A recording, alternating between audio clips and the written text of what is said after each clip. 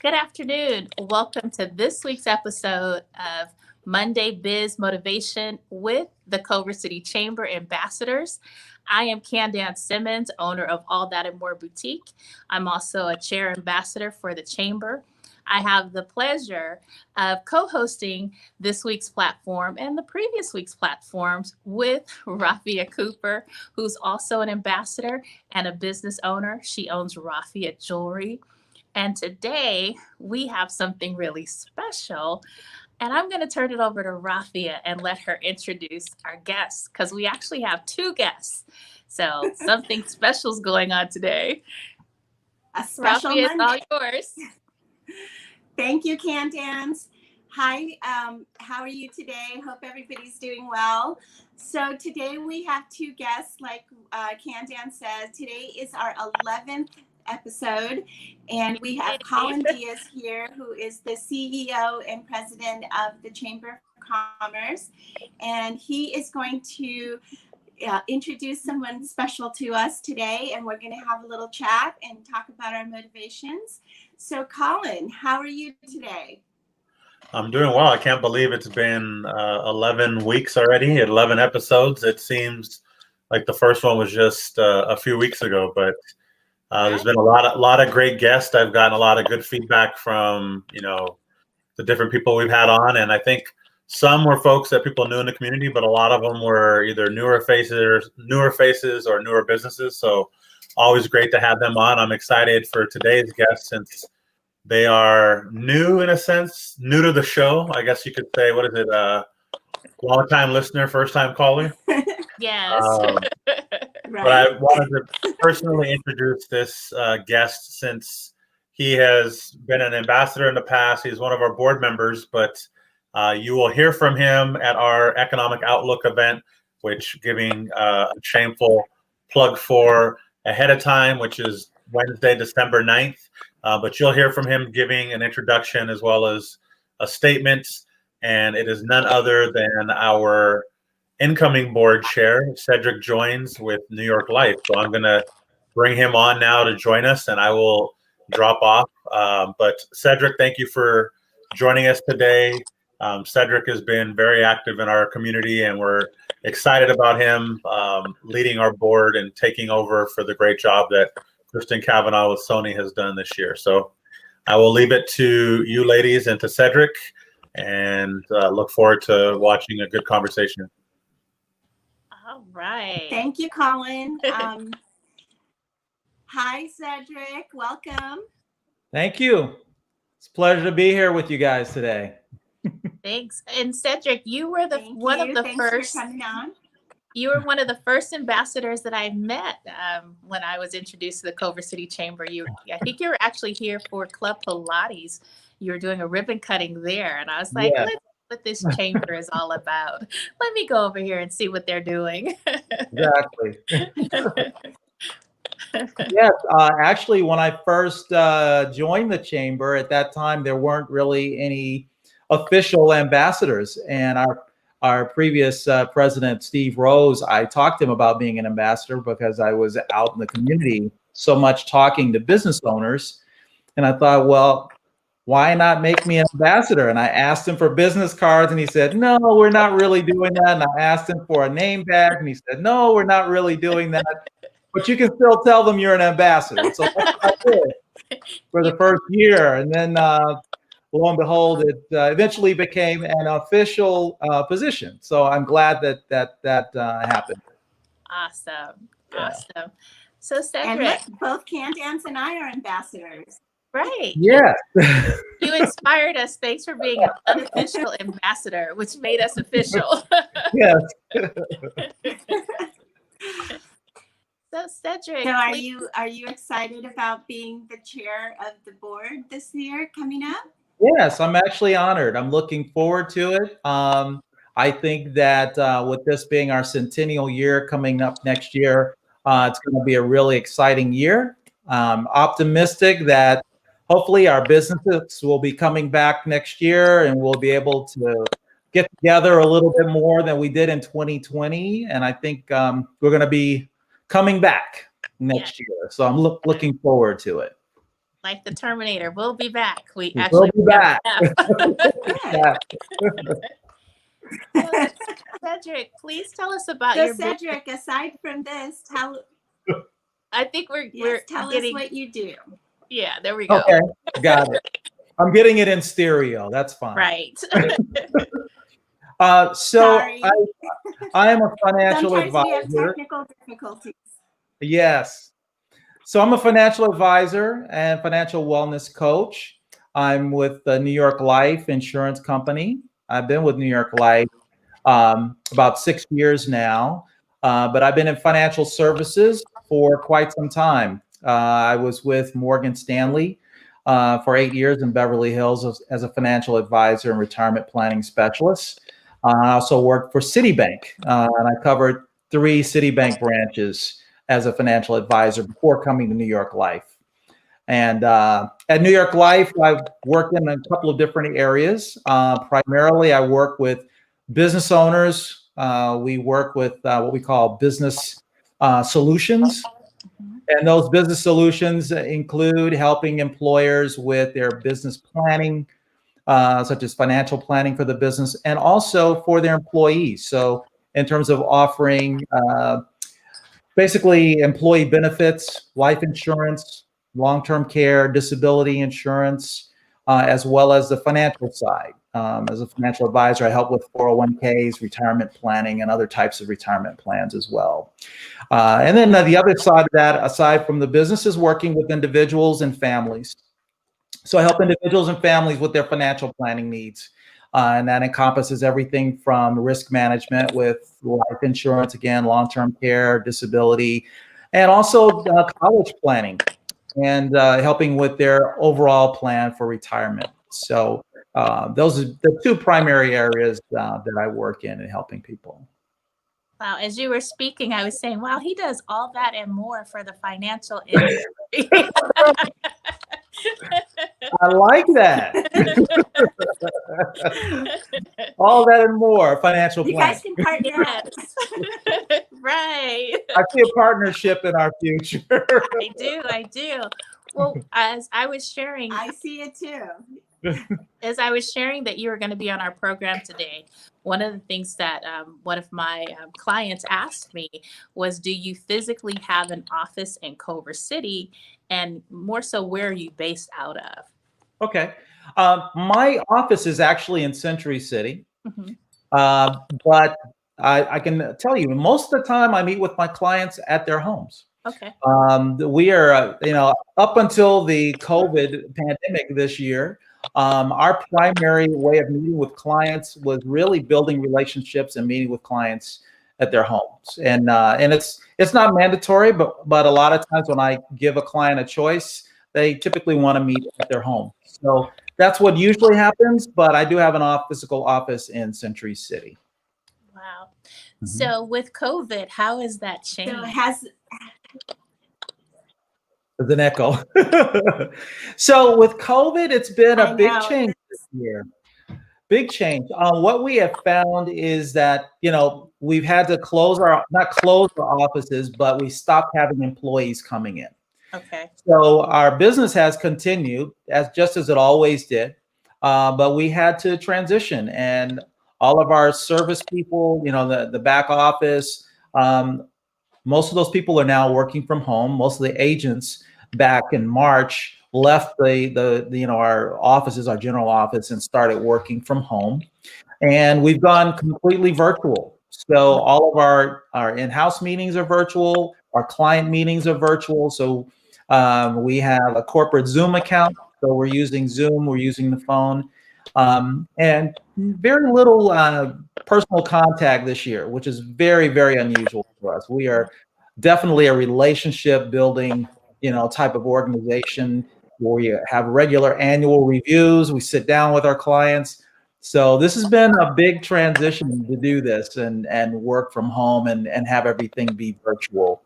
But we have found that it's forced us to grow. I know I've grown a lot personally this year. I've learned a lot more about technology and how to use technology effectively in communicating with my clients and working with them. Of course, all of our applications are now completely electronic.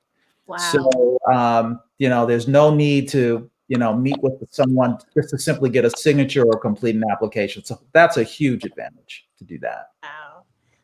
That's really great. It sounds like like you said, you've grown, you've learned some things. There have been some efficiencies that have been put in place in terms of the application signature process. Absolutely. I know some of my friends that are in the industry, it seems like they'll go through everything. And when it comes to the application, the client can sometimes get a little skittish.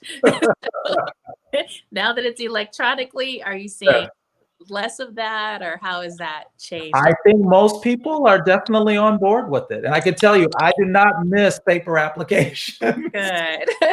When I started, I could tell you some of those applications were 40 or 50 pages. Wow. And it was a long process.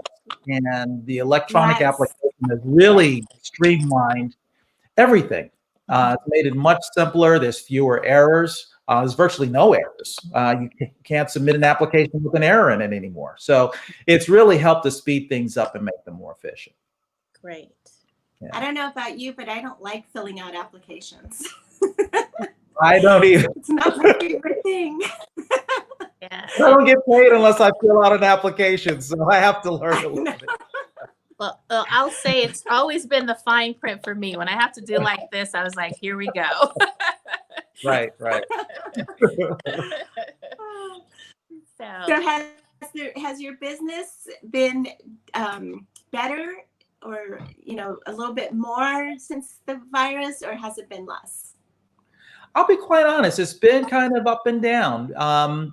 What we found early on during the pandemic is that the number of inquiries we were getting about life insurance and long-term care insurance went way up. And I guess, people started thinking about their families. They were thinking about, the mortality, and just, saying, have I really done what I need to do to be prepared to make sure that my family's taken care of? So the first 3 or 4 months, I saw a big uptick.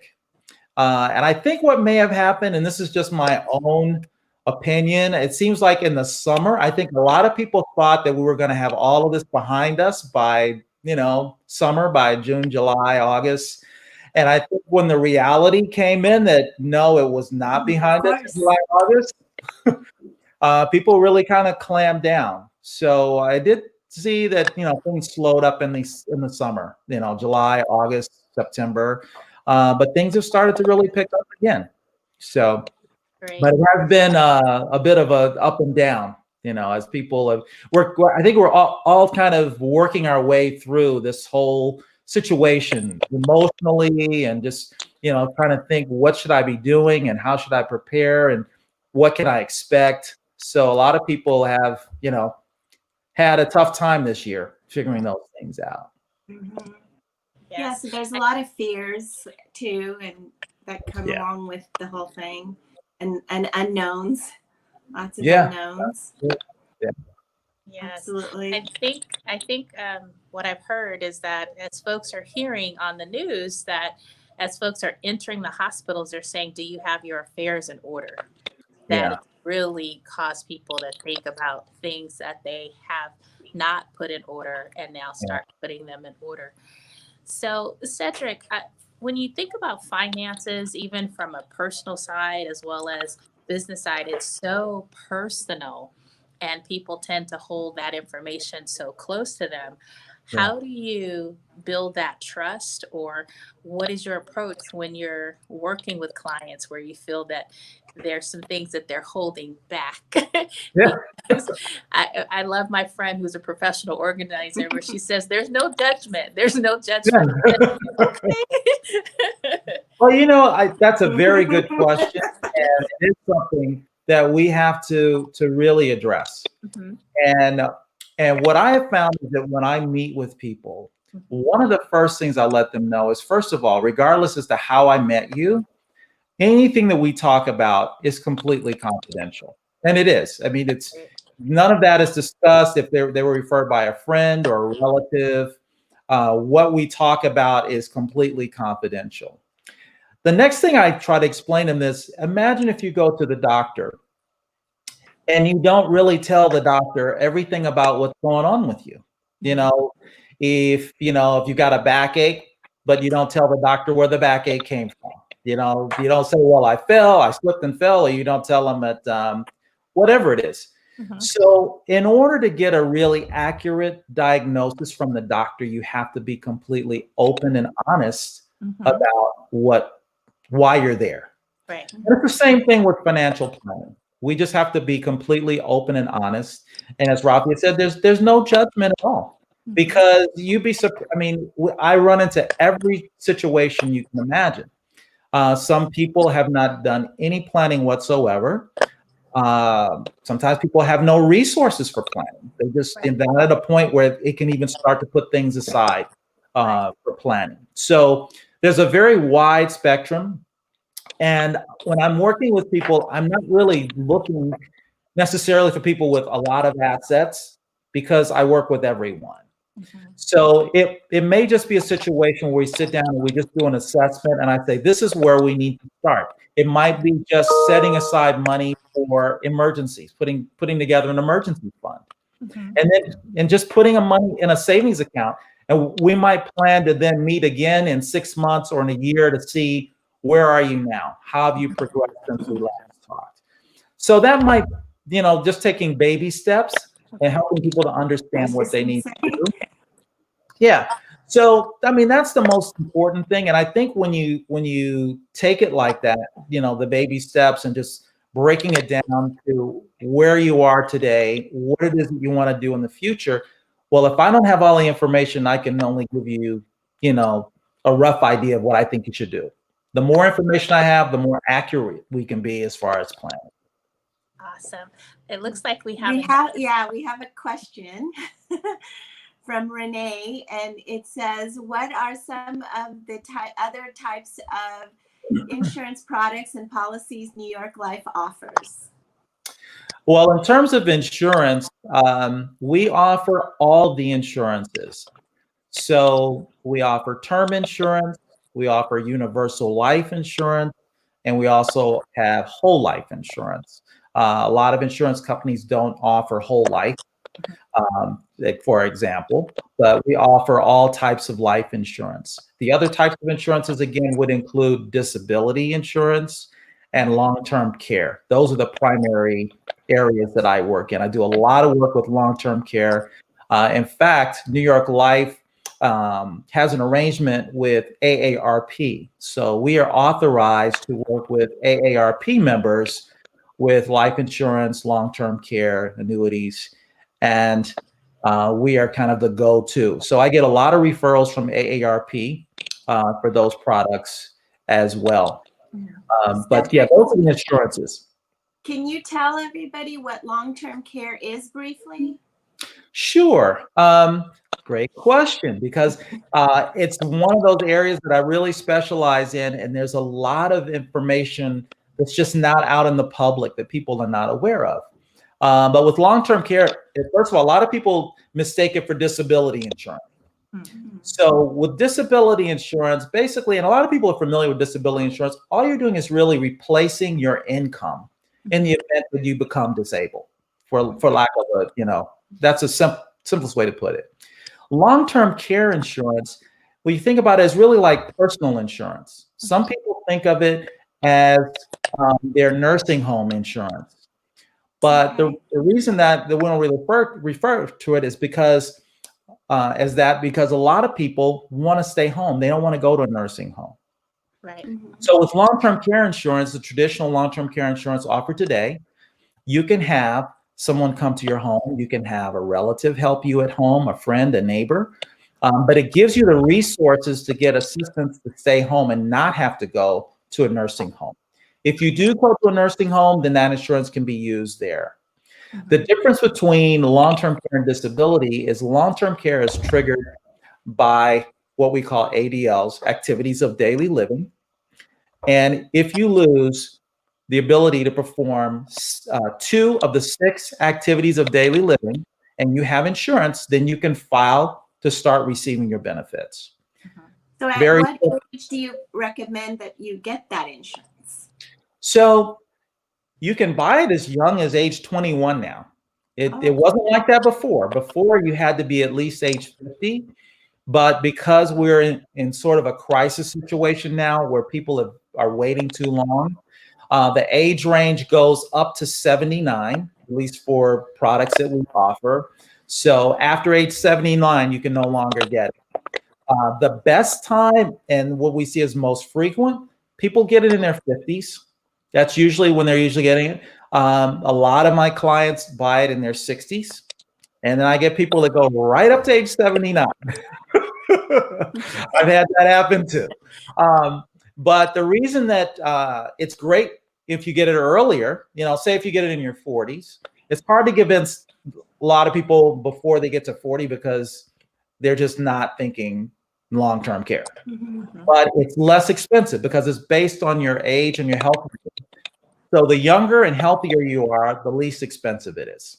So if you're healthy in your 50s, it's still pretty affordable for most people.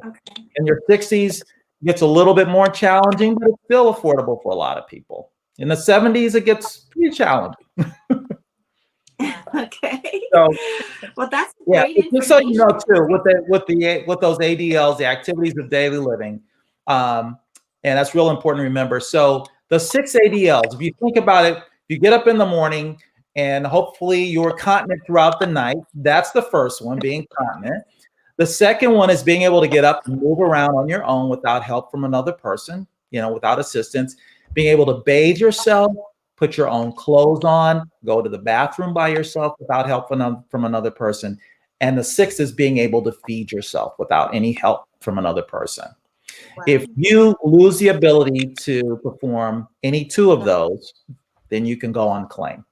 The only thing that's aside from that would be a cognitive impairment, dementia, Alzheimer's, memory loss, anything like that.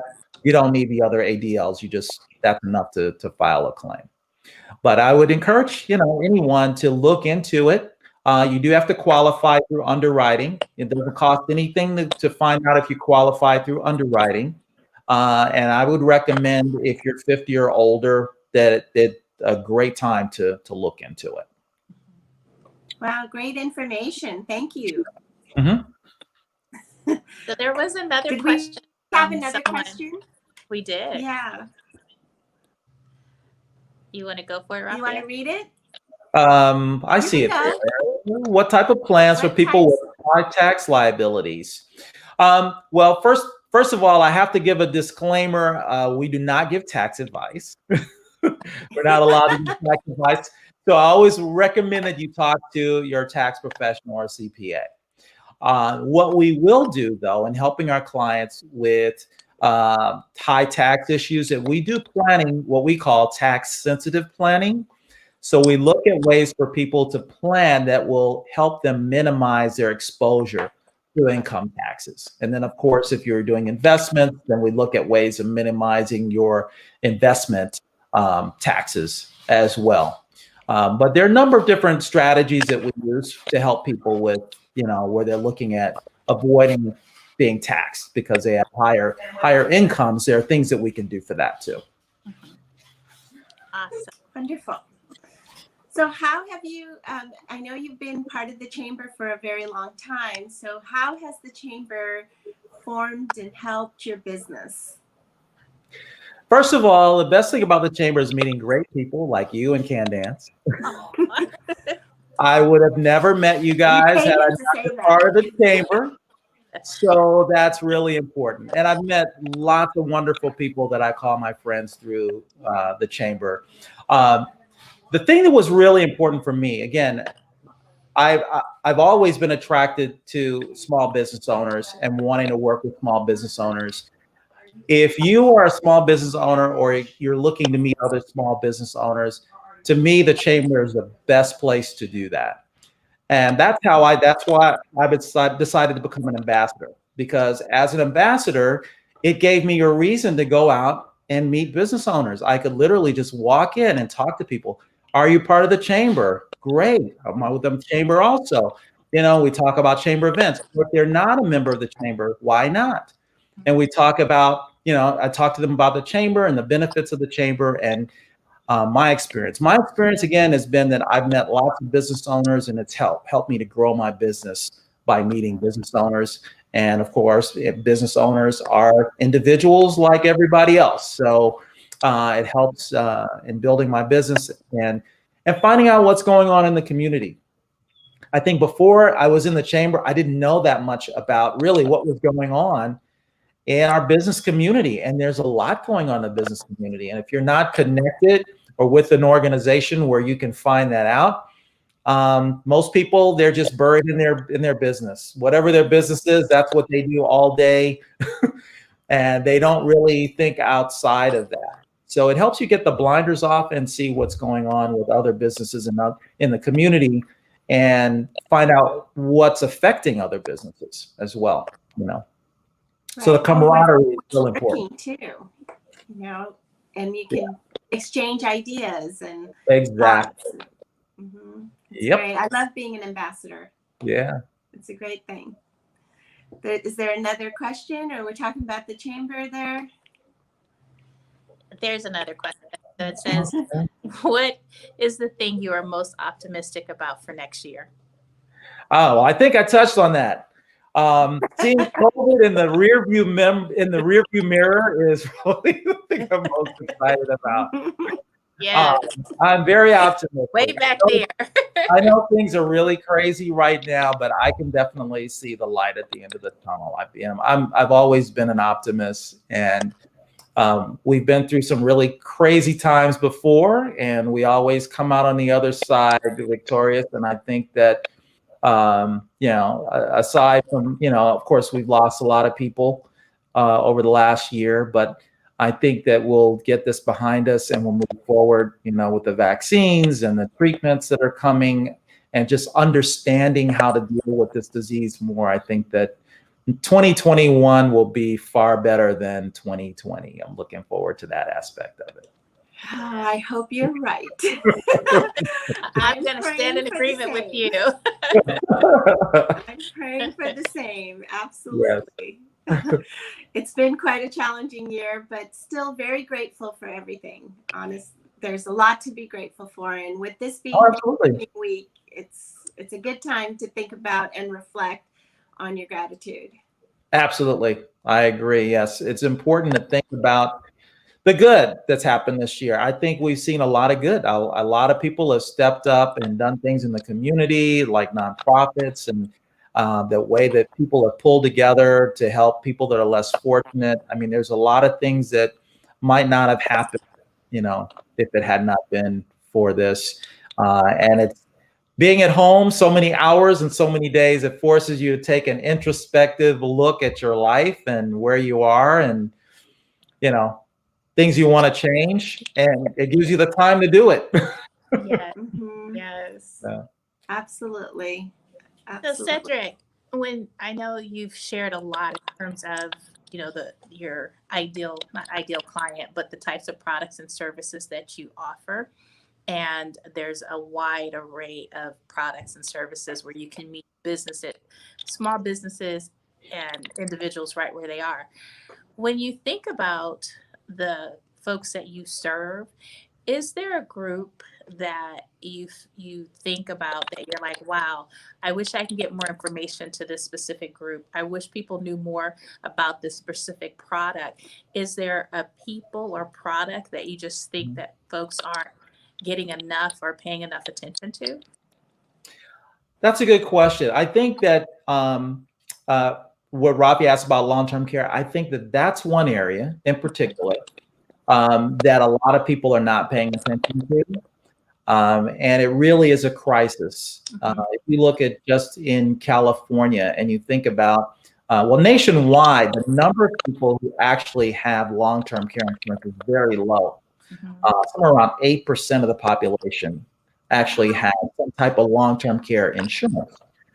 And so you have people that have insurance, and you have people that are wealthy enough that they can self-insure. And then you have the vast majority of people that are in between. So when you talk about being able to self-insure, the average cost for a long-term care in California is around $8,000 a month. most people have not planned to have a budget of $8,000 a month that they can dedicate toward their long-term care expenses. Right. So what happens is they haven't done that, then that means that $8,000 has to come out of their regular income, their retirement income, presumably, and out of their savings. And the only way that you can get any other assistance is to go on Medi-Cal and become a ward of the state of California. To qualify for that, you literally have to spend down all of your assets. So you're basically destitute. And at that point, you can apply for Medi-Cal. But it leaves you with very few options. You're not allowed to stay at home and receive benefits. Even if you're well enough to stay home, you have to go to a nursing home or nursing facility in order to receive the benefit. The other thing is you don't have choices about where you go. So, you know, maybe you want to be close to your family, but if there are not facilities close, then you might end up in a facility that's farther away from your family than you want to be. So you really lose choices. So that's an area that I think most people have not really thought about or seriously considered, and they really should. And there are a lot of different options to pay for it, different combinations of products. If you're younger, there's life insurance with long-term care riders. There's you know, single premiums. There's all kinds of things that you can do to prepare, but just to have a plan. Maybe even people that don't qualify, we still talk about having a plan for long-term care. If it means setting aside money, knowing how much that resource is going to be able to provide for you. So that would say that. In terms of, and you know, outside of the individual side, I think that's real important.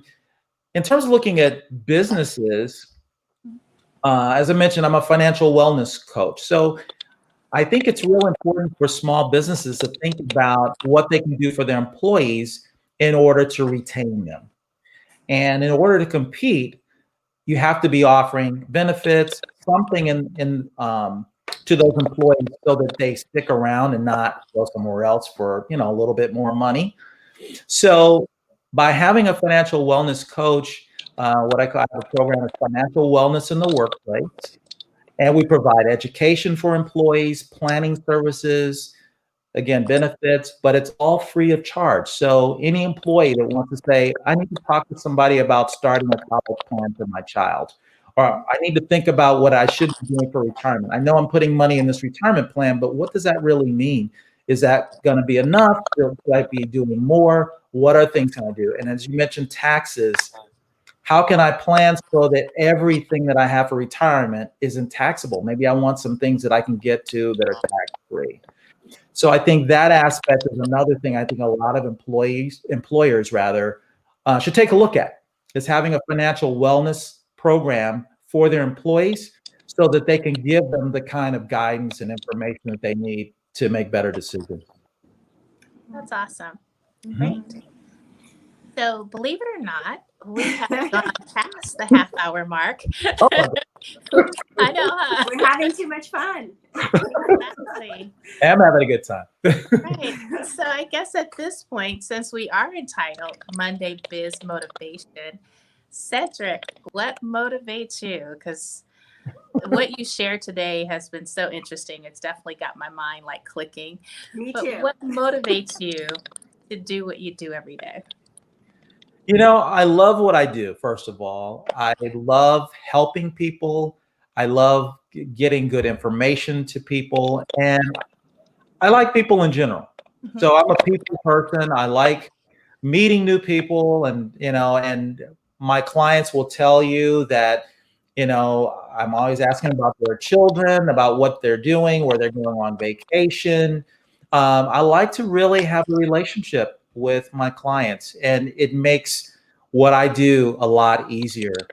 And I genuinely care about people. So what motivates me every day is, you know, who can I help today? Who can I, you know, help move the ball forward for, you know, so that they can get closer to whatever those goals are, their business goals, their personal goals, their financial goals, whatever that might be. And that's what motivates me when I know that my clients have a solid plan in place and I'm there to help them keep moving in that direction. That's what excites me every day is doing that. Awesome. So Well, I well can say- said. Love it. yeah, I can say, Cedric, whenever I've seen you out and about, even at the grocery store, you've always had a really great vibe about you. Even during the pandemic, I was like, Cedric, is that you? And you're like, hey. And so, yeah, it really helps that you really care about the people you serve and that you, like you say, you genuinely like people. Yeah. And it's funny because I was just talking to some other agents just the other day because I'm actually doing a referral, not really a campaign, but every year I reach out to my clients and they were asking me, well, what do you do? And I said, I always tell my clients, first of all, I call the clients that I love working with, and most of them I do. And I said, I'm just looking to duplicate you. How do I duplicate my best clients? And get introduced to the people that they know that are like them. People generally hang out with people that are like them, that have similar types of motivation, similar goals. So I just try to duplicate those people. And, it's real important to do that so that it makes it easier for me to go to work today when I love the people that I work with. Yes, it sure does. That's great. That's great. I love it. So, Candance, what's your motivation for this week? My motivation for this week is really, I want to say it's retail therapy. Well, it's Black Friday coming up. I know, but as I've shared over the past 10 years that we've been in business, we've never opened on Black Friday. Okay. And that's largely due to the fact that we are a small retailer. We haven't been able to offer those deep discounts, and folks are generally looking for electronics. So we have closed on Thanksgiving and we closed the day after, and we've opened up for Small Business Saturday. Okay. So it just so happened that, Culver City has a great initiative where it's entitled Choose Culver. And it's for every, business, retail services, products. They're saying, hey, when you have a need for something, choose Culver City. Find a business in Culver City. Find a way to support a restaurant, support a retailer, get services within Culver City. So my motivation for this week is to communicate with my clients, let them know exactly what we're doing for support our Choose Culver City, as well as Small Business Saturday, and just winding down at home. I'm ready to wind down and just be in the moment. We're not gathering with family. We're going to do some virtual things with my little mini me who's 8 years old. We'll get on some type of Zoom or something. We might play bingo, something. They always put me out there to figure out how to do it and then gather the family together. And I'm all for that because I said, hey, as the youngest, this is the one time you cannot tell me what to do. I get to tell you what to do. So me and my great people come up with some things for the family to do. But it's really just being in a place in business and just supporting my clients this week and looking forward to just winding down. So that's my. Are you making biscuits though? I just need to know. Are you making biscuits? I will say this. Rafia has given me great biscuit recipes. And during the pandemic, I burned a few biscuits, Cedric. I called them golden brown, but they were literally burnt. My husband was like, I'm not. I told him, I said, they're golden brown. He said, okay, well, you eat them. They're brown, but they're not golden. Huh? They're not golden. No, she posted a picture and asked if they looked burned. So all the true cooks said they were burnt, but the ones that are kind of on my scale were like, I think they're golden brown. Yeah. And even some friends said, in a pandemic, they're golden. But no, I'm not. There was flour on the shelf when we were in the grocery store the other day. I said, nah, I'm not going to go there. I'm not ready. I have a recipe from my grandmother, who was 101, by the way. Oh my gosh. And I shared that I had two two people request in my family her homemade rolls. And it's funny because my sister-in-law wanted them to make them. So I had to warn her not to distribute the recipe. I was going to And say. also, I said, warning, like the patents are pending on this, so don't spit it out. Yeah. Yeah. So it's a challenge. I'm not doing that for Thanksgiving. It's like a 2-day project, so maybe Christmas. Oh wow. My sister has days. not given Yeah. recipes because she says you share too much. You cannot have this recipe. I said, okay, well just make the pecan pie for me then. When you said you shared, I was like, wait a minute, you're sharing family recipes? Oh gosh. Yeah. Yeah. Begrudgingly. Okay. So Rafia, what's your motivation this week? Well, I think that, sticking with the Thanksgiving theme, I am motivated to spread more of the gratitude. I'm doing that Thankful Month challenge for Culver City Kind. And I keep posting every day, so today will be day 23 that we've been doing the Thankful Challenge. And I really enjoy reading what people are grateful for. And I know that you've posted a couple of things, Candance, and I've really enjoyed reading yours as well. I may not answer all of them, but honestly, I really enjoy reading them. So I'm hoping that I can keep that motivated for people until we lead to the Thankful Day. Right. And, there's so much to be thankful for this year, honestly, in between all of this crazy pandemic and the virus and all of that stuff. There's a lot of gratitude for just being here, That's it, just being here. Yep, being able to breathe freely. Yes. Exactly. So that's my motivation, to stick on schedule. I have a whole schedule and routine that I do for Thanksgiving. So I have to stick on my schedule and cook all my food. Awesome. Well, there are a few things going on, not this week at the Chamber. They're actually all for next week. The first one is the COVID-19 Roundtable, which takes place every other Monday. So it will be November 30th at 2:30 p.m. It's a great platform to come and find out what recent changes have taken place that you need to business as a result of COVID and the various orders that continue to be updated, which is a good thing. Also, Rafia, did you want to talk about the Recovery Summit? That's on December 9th, the Economic Recovery Summit. And you can please RSVP. And it's from 9 a.m. to 12:30. And tickets are still available. And sponsorships are still available if you want to do that.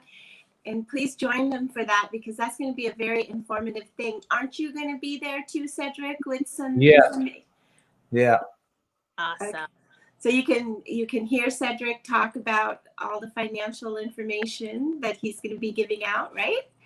Yep. I heard the call to action loud and clear. Affairs in order. Long-term care. That's right. Birthday. I was like, wait a minute. Don't delay. Right. And is there still convo with the mayor? Yes. There's one coming up on December 4th at 5 p.m. It's a great opportunity to talk with our mayor, who always shares very candid and informative information. I've enjoyed those sessions. Like Cedric said, the convo with the mayor as well as the Culver City Chamber has been one of the ways over the past 3 years that I've really felt that I know what's going on in the city. I know what's happening in Culver City. I know what my business needs to do to continue to serve my clients. And it's just been great to get involved and to be in the know. Yeah.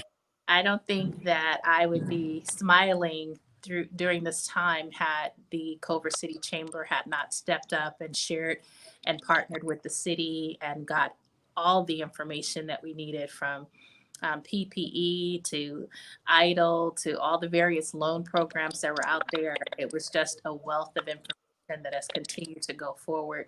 I always say Colin and his team has been waving the flag for small businesses saying, run this way or go over here or steer yourself this way. Absolutely.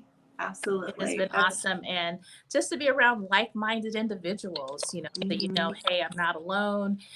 Hey, this is a resource. And hey, here's a client has been great. So I really more reasons to join the chamber if you haven't Yes. already. If you're those watching, if you want to get any information about the chamber, please contact us.